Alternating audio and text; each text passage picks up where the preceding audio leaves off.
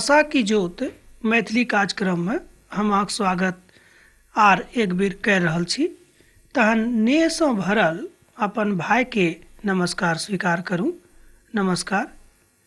प्रभु यीशु मसीह के प्रेमक विषय में हमरा लोकनि अखन सीख रहल छी जे प्रभु यीशु मसीह संसार में कोना केलखिन आ हमरा सबके की सब सिखौलखिन।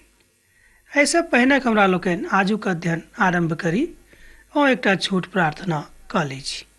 हे कृपालु दयालु परमेश्वर, प्रभु जी हम अहाँके धन्यवाद दैत छी जे प्रभु जी एतेक नीक अवसर अहाँ हमरा सभक जिंदगी में देलहुँ जे अहाँके वचनक एहि तरह हमरा लोकनि सीखी।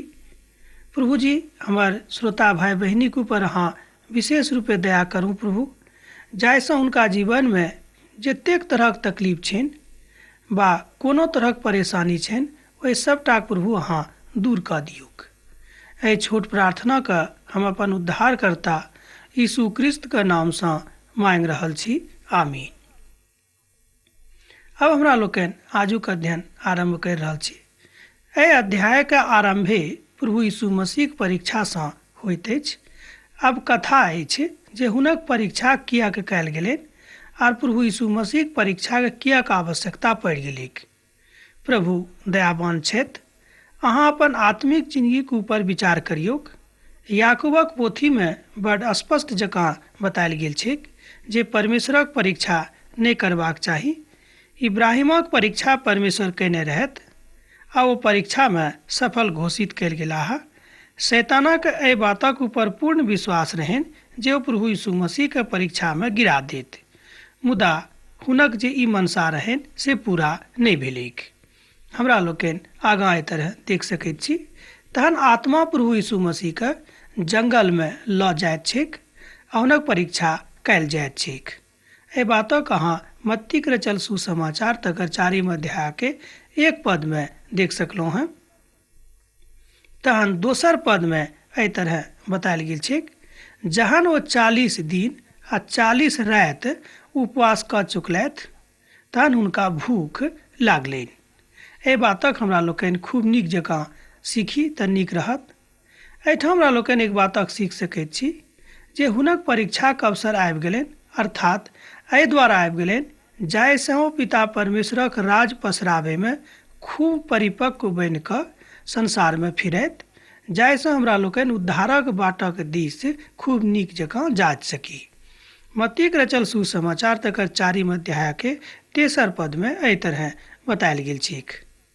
आ परखै वाला हुनका लग आबि कऽ कहलखिन, जँ अहाँ परमेश्वरक पुत्र थिकहुँ तऽ एहि पाथरक आज्ञा दियौक कि रोटी बनि जायक।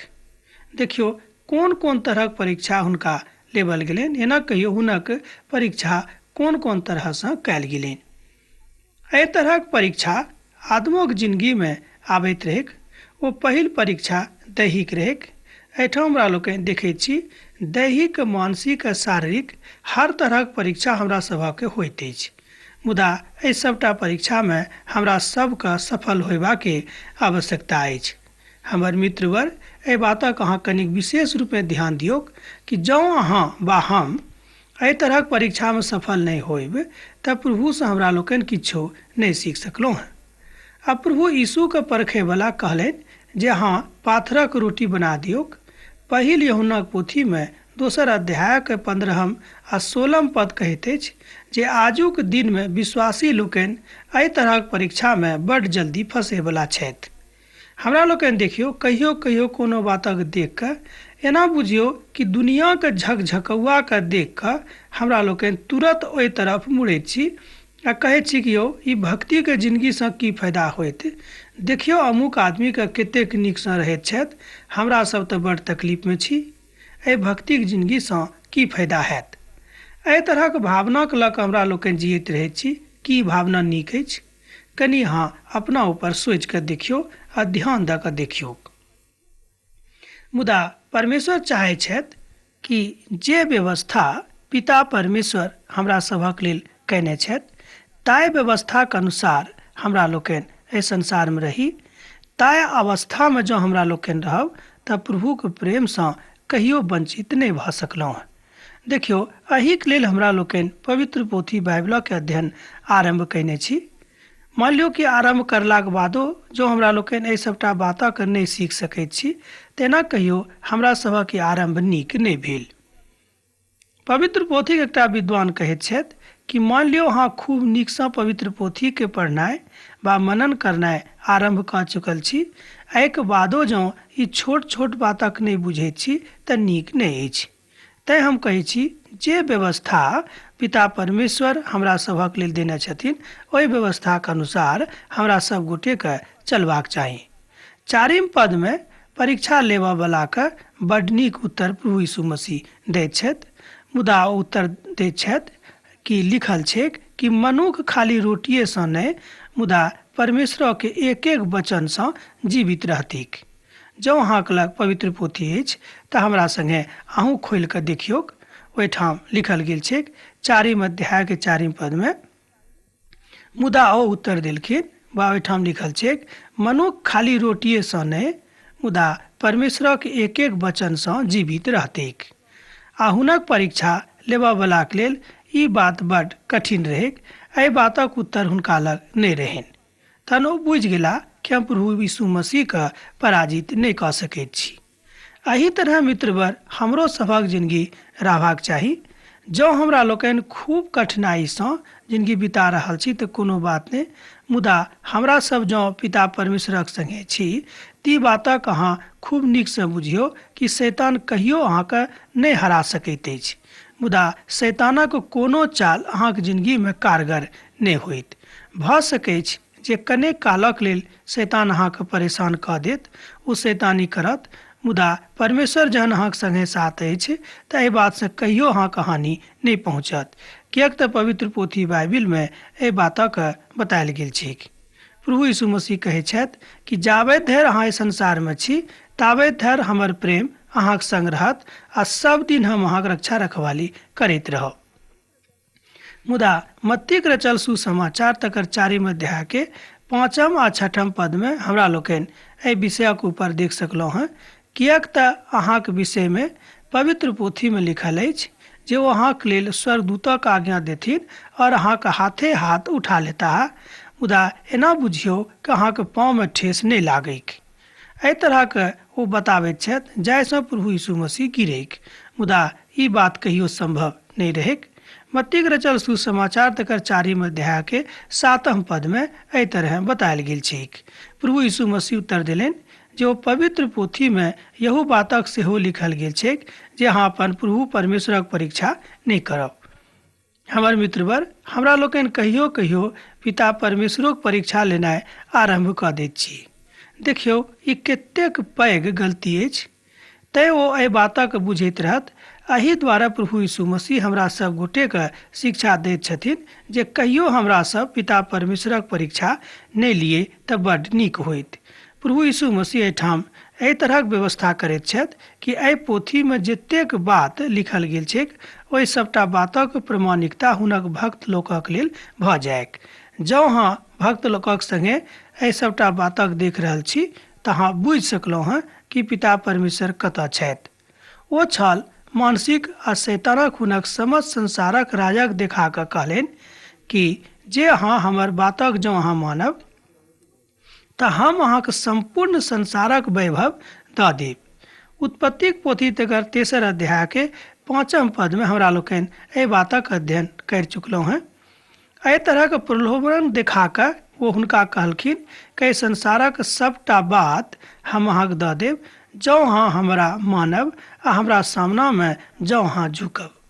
मुदा पिता परमेश्वरक ई बातक बुझलखिन कि प्रभु हमरासँ की चाहैत छथि आ शैतान हमरासँ की चाहैत छथि। हमर मित्रवर, हमर भाई बहिन, अहाँ कनिक जे हम बाजि रहल छी कनि ध्यान दियौक, एम्हर ओम्हर नहि देखियौक।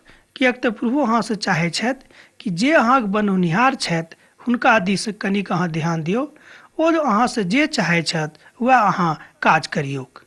एहि बातक केना अहाँ बुझि सकलहुँ हैं, जेना मान लियौ अहाँके धियापुता अछि आ ओ जँ अहाँके बात नहीं मानैए तऽ अहाँ अपन पड़ोसीके बाजै छियै कि हमर धियापुता हमर कथा नहीं सुनैत छथि, आब हम की करी। की अहाँ एहि तरहक धियापुता बनैके इच्छा राखैत छी? मान लियौ अहाँके उम्र केतबो भऽ जाए मुदा परमेश्वरक नजरी में हुनका सन्मुख में अहाँ धिये पुता छी। तैँ अहाँ ई नहीं बुझियो कि अहाँ बहुत पैघ भऽ गेलहुँ हँ। अहाँ बहुत पैघ भऽ कऽ पिता परमेश्वरोके अहाँ सिखा सकैत छी। एहि बातक कनि ध्यान राखियौक। पवित्र पोथीक एकटा विद्वान कहैत छथि कि बहुत केओ एहि संसारमे संसारिक ज्ञानक कारणे एहि बातसँ वंचित भऽ जाइत छथि कि हमर ज्ञान बहुत अछि, तैँ प्रभु परमेश्वरके हम नहि मानबनि, किएक तऽ हम बहुत विद्वान मनुष्य छी। मुदा एहि बातक सत्यापनक लेल ओ प्रभुक दिस कहियो नहि देखैत छथि। देखियौ ई कतेक पैघ गलती मनुष्य जाति करैत छथिन। तहन प्रभु यीशु मसीह हुनकासँ कहलनि, हे शैतान दूर हट जा, किएक तऽ लिखल छैक जे अहाँ मात्र अपन प्रभु परमेश्वरेके दंडवत करबनि आ मात्र हुनके टा सेवा करबनि। ई बात हमरा लोकनि देखैत छी। प्रभु यीशु मसीह शैतानक डाँट कऽ भगा देलखिन, कहलखिन कि हमरा सामनासँ चलि जाउ। एही तरहक बात हमरो सभक सिखबाक चाही कि शैतानक कोनो चाल जे अहाँक जिंदगीमे ओ चलैत छथि तकरा अहाँ नाकाम कर दियौक। जँ अहाँ एहि बातक नाकाम कऽ देबैक तहने अहाँ प्रभु यीशु मसीहके नीक बेटा वा बेटी बनि सकलहुँ हैं। व्यवस्था विवरणक पोथी तकर 6म अध्याय के 13म पद और 10म अध्याय के 20म पद से जँ अहाँ एहि बातक पढ़बै तऽ एहि बातक ओही ठाम अभिव्यक्ति सेहो कयल गेल छैक। तहने अहाँ बुझबै कि एहि सबटा बातक बहुत पहिनहिएसँ हिसाब किताब लगा कऽ राखल गेल रहनि जे प्रभु यीशु मसीहक परीक्षा कयल जेतैक। मुदा एहि तरहक प्रलोभनमे अहाँ जँ फँसि जायब तऽ निश्चित रूपेण प्रभुके प्रेमसँ सेहो अहाँ अलग भऽ जायब। हमर मित्रवर, हमर भाई बहिन, हम तऽ अहाँसँ यह विनती करब कि प्रभुके प्रेमसँ अहाँ अलग नहि रहू, किएक तऽ एहि संसारक वैभव, एहि संसारक ऐश्वर्य, एहि संसारक जतेक पैघ पद अछि ओ सबटा बात बहुत कम दिनक लेल अहाँक लग होइत। मुदा जहन अहाँ एहि संसारसँ जाय लगबैक तऽ किछो अहाँक संगे नहि जायत। मुदा एहि संसारमे कतेक लोक एहन छथि जे एहि संसारसँ हुनका एतेक लगाव भऽ जाइ छनि कि ओ एहि बातक सोचैत छथि कि हमरा से संसार कहियो छुटबेटा नहि करत। तहन ओ तरह तरहक चाल चलैत छथि, अपनो लोकके ओ धोखा दैत छथि। एहि बातक अनुभूति अहूँके होइत। भाइयोके भाय लोक धोखा दऽ दै छै। जेकरा अहाँ सबसँ बेसी प्रेम करैत छी ओ अहाँके धोखा दऽ दै छै। किएक दऽ दै छै? जे हुनका मोनमे ई भऽ जाइ छनि कि हिनका छोड़ि कऽ जँ हम दोसराके लग जायब तऽ ओतऽ हमरा बेसी सुख भेटत। हमर मित्रवर, ई कतऽ कथा अछि? जहन अहाँ प्रभुक संगे छी तऽ अहाँके लग शांति रहत। एहि सांसारिक शांतिमे जँ अहाँ रहब तऽ एहि शांतिसँ अहाँके कोनो फायदा नहि होइत। कनि कालक लेल अहाँके मोन जरूर शांत रहत, मुदा तकरा बादमे जहन अहाँके एहि बातक ज्ञान भऽ जायत तऽ अहाँ बड्ड पछतायब। तैँ आजुक दिन अहाँके लेल नीक दिन अछि, एहि बातसँ अहाँ अलग नहि रहू। तहन शैतान हुनका छोड़ि कऽ चलि गेलाह आ स्वर्गदूत आबि कऽ हुनक सेवा टहल करनाइ आरम्भ कऽ देलकैक। मत्तीक रचल सुसमाचार तकर 4म अध्याय के 11म पदमे ई बात बतायल गेल छैक। एहिठाम हमरा लोकनि देख सकैत छी लूकाक रचल सुसमाचार तकर 4म अध्याय के 13म पदमे लिखल गेल छैक जे शैतान हुनका छोड़ि कऽ कनेक कालक लेल चलि गेलाह। एकर मतलब ई नहि भेलैक कि शैतान हुनका पूरी रीतिसँ आजाद कऽ देलखिन वा मुक्त कऽ देलखिन। प्रभु यीशु मसीह अहाँके एहि बातक बताबैके इच्छा राखैत छथि कि अहाँ ई कहियो नहि सोचबै कि शैतान अहाँके संग छोड़ि देत, अहाँके पाछा करनाइ ओ छोड़ि देत। ई बात नहि ठीक। हमर मित्रवर, जहियासँ अहाँ प्रभु यीशु मसीहके माननाइ आरम्भ कऽ देबै ताहि दिनसँ शैतान अहाँके पाछाँ आरो बेसी लागि जायत। किएक तू नहि सोचैत छथि कि कोनो मनुखक उद्धार हुए आ ओ परमेश्वरक नजरीमे एकटा नीक मनुख कहाबैक? एहि तरहक इच्छा हुनका मनमे कहियो नहि रहैत छनि। हमर मित्रवर, अहाँ एहिठाम एकटा बातक दिस विशेष रूपे ध्यान दियौ कि प्रभुके प्रेमसँ की अहाँ अलग भऽ जेबै। एहि तरह प्रभु यीशु मसीह जहन परीक्षामे विजय भऽ जाइत छथि तहन ओ लोकक सेवा आरम्भ करैत छथि। अर्थात जाहि काजक लेल पिता परमेश्वर हुनका एहि संसारमे पठौने छलखिन ताहि काजक दिस ओ ध्यान दैत छथि आ ताहि काजक करनाइ ओ आरम्भ करैत छथि। तैँ परीक्षाक कालमे जेना प्रभु यीशु मसीह एना कहियो विजय भेलाह, एही तरह अहूँ विजय भऽ सकलहुँ हँ। जवाब बड्ड नीक अछि। पवित्र पोथी बाइबिल। जँ अहाँके लग पवित्र पोथी बाइबिल अछि तऽ एहि सबटा बातक निदान अहाँ ओहि पोथीमे खोजि सकलहुँ हेँ। एम्हर ओम्हर नहि ताकियौ, हमरा दिस देखियौ कनिक कि प्रभु यीशु मसीह आजुक दिन अहाँसँ की कथा करैके इच्छा राखैत छथि। प्रभुके प्रेममे रहनाइ, प्रभुके प्रेममे बढ़नाइ, यह बात प्रभु यीशु मसीह अहाँसँ आजुक दिन सिखा रहल छथि। हमर भाय बहिन, एनासँ अहाँ बुझियौ कि प्रभुके प्रेमसँ बढ़ि कऽ आर दोसर कोनो प्रेम अहाँके लेल नहि अछि। जँ अहाँ प्रभुसँ बढ़ि कऽ कोनो मनुष्य जातिसँ प्रेम करनाइ आरम्भ कऽ दै छियै तऽ ई बात नीक नहि होइत। एकर मतलब ई नहि भेल जे हम अहाँ कहै छी जे अहाँ अपन धियापुतासँ, अपन माय बाबूसँ वा आर जिनकासँ अहाँ प्रेम राखैत छी, प्रेम नहि राखू। किएक तऽ प्रेमक कारणेये संसारमे प्रभु यीशु मसीहके आगमन भेलै। तऽ प्रेमके हम कोनो छोट वस्तु नहि बता रहल छी, एहि बातक अहाँ नहि बुझियौ। मुदा हमर इच्छा यह अछि जे सबसँ बेसी अहाँ प्रभु यीशु मसीहसँ प्रेम राखू। इफिसियोक पोथी तकर 6 अध्यायके 17 पदमे एहिठाम बतायल गेल छै कि जँ अहाँ दुश्मनक सामना करबै आ हुनका बाटसँ भगा देबै तहने ओ अहाँके छोड़त, एना ओ नहि छोड़त। देखियौ, तरह तरहके प्रलोभन शैतान अहाँके सन्मुखमे आनि कऽ राखि देत। कहत कि देखियौ ई अछि, एकरा देखियौ ई ओकरोसँ नीक अछि, एकरा देखियौ ई अहाँके लेल बड्ड अच्छा अछि, ई देखियौ ई बात जँ अहाँ करब तऽ अहाँके भविष्य खूब नीक भऽ जायत। तरह तरहके प्रलोभन शैतान अहाँके सामनामे आनि कऽ राखि देत। मुदा हमर मित्रवर, एहि बातसँ अहाँ कहियो नहि घबरायब, किएक तऽ शैतान नहि चाहै छथि कि अहाँके उद्धार हुएक। तैँ हम अहाँसँ कहै छी कि प्रभु यीशु मसीहके सङ्ग चलैवला जँ अहाँ मनुष्य छी तऽ एहि सब बातमे अहाँ कहियो अपन मनके ओहि दिस नहि फिरायब। मुदा मन फिराबैके जरूरत अछि तऽ अहाँ पापक दिससँ मन फिराउ आ प्रभु यीशु मसीहके अपन उद्धारकर्ताके रूपमे ग्रहण करू। यह सबसँ नीक बात अछि। प्रभु यीशु मसीहके दिससँ जे कथा आरम्भ भेल तकरे हम अहाँसँ बता रहल छी। आब जे शैतान चाहैत रहथि जे प्रभु यीशु मसीहके एकटा धार्मिक नेता बना दियैक आ धार्मिक नेता बना कऽ उभरा दियैक, सेहो हुनक इच्छा पूर्ति नहि भेलनि। किएक तऽ ओ कोनो नेता नहि छलाह, मुदा ओ परमेश्वरक दिससँ आयल छलाह। एना कहियौ कि ओ परमेश्वरक एकलौता पुत छलाह। तहन ओ अपन पिताके पुते बनि कऽ एहि संसारमे रहैके इच्छा राखैत रहथिन। ओ कोनो धार्मिक नेता बनैके इच्छा नहि राखैत रहथिन। देखियौ, कतबे नीक नीक बात बता कऽ शैतान प्रभु यीशु मसीहके गिराबैके इच्छा राखैत रहथिन। एही तरहक बात अहूँके जिन्दगीके लेल भऽ सकै छै। बहुत लोक आबि कऽ कहत कि ई अहाँ की करनाइ आरम्भ कऽ देलिए, ई कोन काज भेल, ई तऽ नीक नहि लागैए, किया अहाँ एना भऽ गेलिए, पागल तऽ नहि भऽ गेलहुँ, ई की करनाइ आरम्भ कऽ देलिए। ई सब बात अहाँ नहि करबै। जँ प्रभुके अहाँ ग्रहण कयने छी तऽ एहि बातसँ अहाँ खूब संतुष्ट रहू कि प्रभु अहाँके कहियो त्याग नहि करताह। किएक तऽ पवित्र पोथी बाइबिलमे बतायल गेल छै कि जे अब हमरा डौरी पर अछि ओ तब हमर अछि, हुनक अब हम परित्याग कहियो नहि करबनि। प्रभु यीशु मसीह हमरा सभक एहिठाम प्रलोभनसँ बचैके इच्छा दै छथि। ओ कहै छथि कि प्रलोभनसँ बचि कऽ रहू। एहि आदेशक जँ अहाँ मानबै तऽ कहियो अहाँ प्रलोभनमे नहि पड़बै। जेना प्रभु यीशु मसीह प्रलोभनमे नहि पड़ल छलाह, ओही तरह हमरो लोकनि प्रलोभनमे नहि पड़ब। 11 पदमे हमरा लोकनि देख रहल छी जे शैतान हुनका लगसँ कोना कऽ छोड़ि कऽ कने कालक लेल चलि गेलीक, मुदा बहुत दिनक लेल नहि गेल रहैक। एहि बातक सेहो कनिक अहाँ ध्यान राखबै। एही तरह हमर मित्रवर, हमरा लोकनि प्रभु यीशु मसीहके उपदेशक पढ़ि कऽ, सुनि कऽ, सीख कऽ अपना जिन्दगीमे लागू करि सकलहुँ हेँ। देखियौ, मनुष्य जातिके जे सबसँ बेसी जरूरत अछि ओ जरूरत अछि शान्तिक।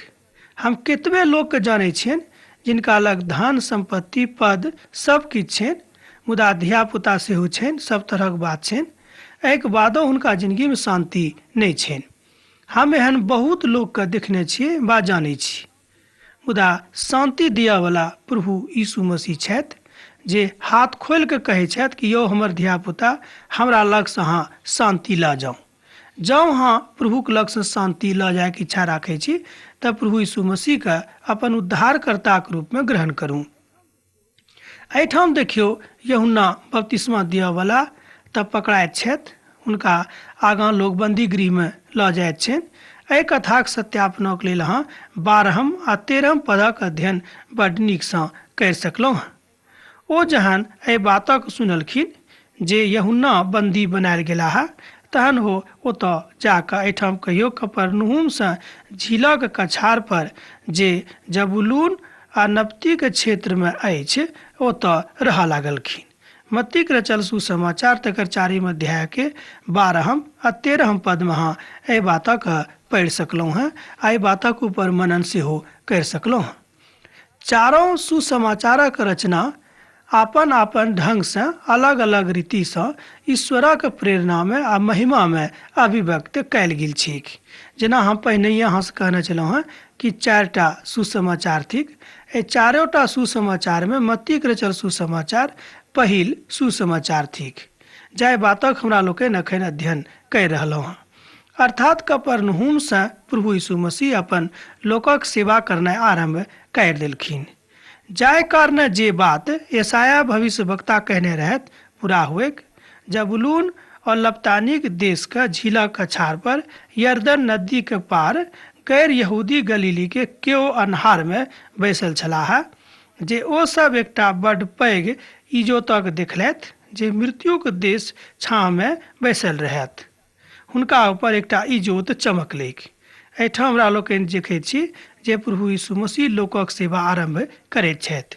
मत्तीक रचल सुसमाचार तकर 4 अध्याय के 14 आ 16 पद में एहि बातक अहाँ सत्यापन करि सकलहुँ हैं। जँ अहाँक लग पवित्र पोथी अछि, अर्थात जँ अहाँक लग पवित्र पोथी बाइबिल अछि, तऽ अहाँ एहि बातक ऊपर ध्यान करि सकलहुँ हैं। प्रभु यीशु मसीहक रूप में हुनका सभक ऊपर एकटा बड्ड पैघ इजोत चमकलैक। ई हुनका सभक लेल एकटा बड्ड पैघ कारण रहैक, जाहि कारणे ओ बुझि गेलथि कि प्रभु यीशु मसीह के आगमन अभी संसार में भऽ गेल छनि। मुदा एहि बातक हमरा लोकनि एहि पोथी के 17 पद में सेहो बुझि सकलहुँ हैं। ताहि कालसँ यीशु प्रचार करनाइ आ ई कहनाइ आरंभ कऽ देलखिन जे मोन फिराउ, किएक तऽ स्वर्गक राज निकट आबि गेल अछि। मत्तीक रचल सुसमाचार तकर 4 अध्याय के 17 पद में एहिठाम हमरा लोकनि देखैत छी कि प्रभु यीशु मसीह खूब खुलि कऽ लोकक सेवा करनाइ आरंभ कऽ देलखिन। प्रभु यीशु मसीह एहिठाम पहिल बेर मोन फिराबैके उपदेश दैत छथि 4 अध्याय के 17 पद में। ताहि कालसँ यीशु प्रचार करनाइ आ ई कहनाइ आरंभ कर देलखिन जे मोन फिराउ, किएक तऽ स्वर्गक राज निकट आबि गेल अछि। एहि बातक अहाँ 4 अध्याय के 17 पद में पढ़ि सकलहुँ हैं। अब हमरा लोकनि एकटा बातक आरो ध्यान करब कि प्रभु यीशु मसीह अपन चेला सभक चुनलखिन आ चुननाइ आरंभ कऽ देलखिन। एहि पद में एहि तरह बखान कयल गेल छैक कि गलीलाक झीलक कछार पर चलैत चलैत 2टा भाइके अर्थात समौन जे पतरस कहाबैत छथि, हुनक भाइ इंद्रियास जे झील में जाल डालैत देखैत छथि, ओ सब जे मछुआ रहथि, ओ हुनका सबके कहलनि, हमर पाछा चलू, हम अहाँक मनुखक मछुआ बनायब। 4 अध्याय के 18 आ 19 पद में एहि बातक बतायल गेल छैक। अब तऽ अहाँ सब यह कहब कि जँ अहाँक लग पवित्र पोथी अछि तऽ एहि सबटा बातक अहाँ आरो नीकसँ पढ़ि सकलहुँ हैं। अब तऽ अहाँसँ विदा होइके काल भऽ रहल अछि, मुदा अहाँ पाती लिखनाइ नहि बिसरायब। प्रभुके प्रेम अर्थात प्रभु यीशु मसीहक प्रेम अहाँक जिंदगी में सदिखन बनल रहैक। आमीन।